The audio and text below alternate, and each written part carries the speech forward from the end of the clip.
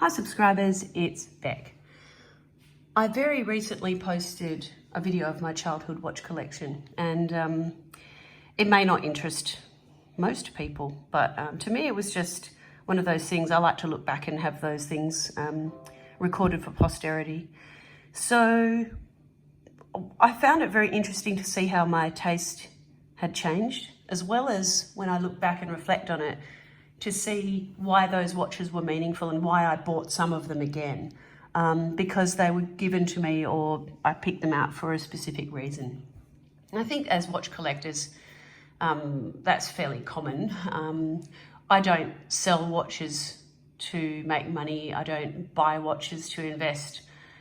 As you can see from that video, they were mostly things that my parents bought me, or because you know what, we had no phones, we had no, I mean, I had a clock radio next to my bed, but my watch is the way I knew what time it was. Nowadays it's a bit different. I collect watches, well, because I can, because I love them. I've always had a fascination with watches and time. So I just thought I'd give you a look at my current watch box. But today I'm going to start with two special watches.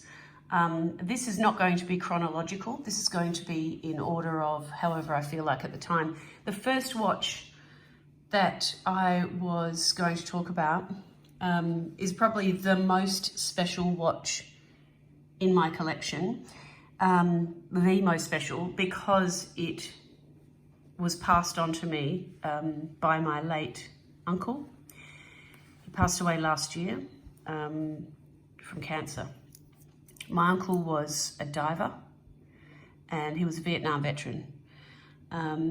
So he basically had a number of watches in his lifetime. He had this one. This is an Omega. I'll just zoom in on it. This is an Omega diver. You can see the lume dot at the top is questionable.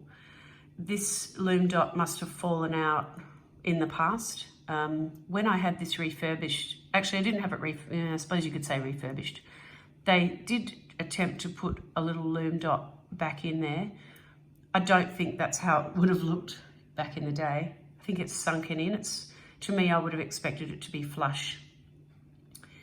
I did ask to keep the original bezel. This does have a new crystal. My uncle's original crystal had a cyclops. You can see this one does not. This is an Omega crystal. You can see the laser inscribing if you look closely enough. This was one of my uncle's watches. This has I've put a cheap band on it just because I wanted something that I could wear easily, that I could size and fit. So we're not talking about the band at all. My uncle had this on a mesh bracelet because he actually used it to dive. In the last probably 10 years, he wouldn't have dove with it because he had other cheaper watches. This being a 1970, let me think. I think this is a 1970 Omega or a 1969. I can't determine it, and no one else has been able to tell me. I've narrowed it down to 69 or 70 though. Now I'll just give it a bit of a wind. So you can see that beautiful blue second hand ticking around. The indices are stunning. Those 3, 6, 9, 12 indices, the way they reflect the light is just gorgeous. The Omega logo here, the way that it reflects the light, I just love it. Such good quality. When I received this, it was from my uncle, and it was a huge deal to be given this watch. But I thought it was kind of funny looking. I thought it was it's not really my type of watch. When I put it on now, I'll just have to flick that down. I'll just pop it on.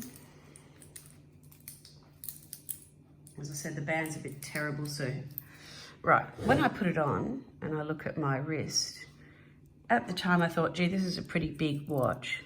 But now in comparison to some of the watches that I own, it's not. It's actually quite small. for a diver.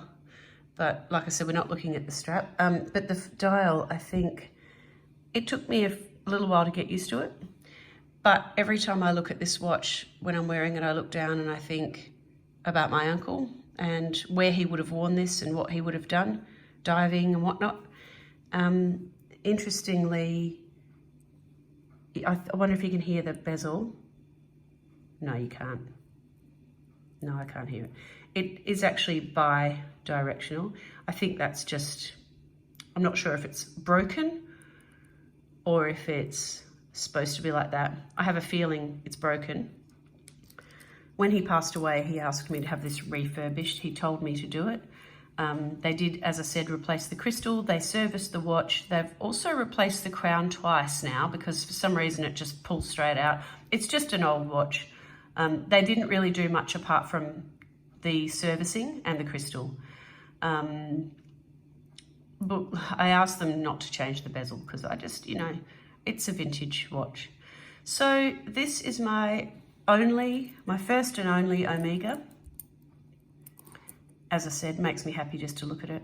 Beautiful navy dial.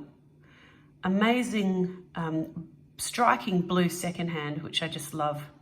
I don't set the date on this anymore because the times that I've tried, the crown's broken and it's, I mean, a service with new crystal, etc., was 1,400 Australian dollars. Then when I pulled the crown out trying to set the date, it was another 400. For me, that's just not worth setting the date for on such a beautiful piece. So that is the first in the series of watches. In this video, I'll also just talk about one more watch and then I will do some more videos later on the rest of my watch box. So the only other watch I'm going to talk about today is another one from my same uncle. This was not an heirloom. This is nothing to write home about. He was in hospital passing away when he was passing away and he had his daily beater on and it was this one. And this was just given to me by default because I'm the watch fan in the family. I did put a new leather Hirsch strap on so that my son and I could both wear it.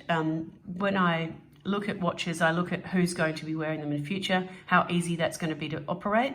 So this did have a stainless steel bracelet. It's a quartz.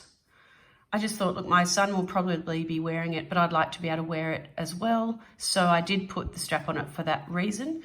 This is just a quartz 25 hours brand watch, Mercedes hand, interesting loom, noisy bezel, but only one direction, which is, you know, what it's supposed to be. Not sure about the water resistance on this, but it does say that it has significant water resistance, as far as I can remember. I don't bother changing the date on this. I probably could, but nobody really wears it that much. My son enjoys wearing this. He's 11 and, you know, he just likes it because it was my uncle's watch as well. Probably worth about 100 Australian dollars. Not anything to write home about, as I said, but because it was my uncle's daily watch, it has a very important place in this watch collection. Okay, I will leave it at that for today. For this video at least, and those are the two first and most important watches in the collection, being because they were handed to me by someone very, very important, very special. So I'll see you again soon. If you've got any questions, just let me know, and enjoy your family heirloom pieces. Bye for now.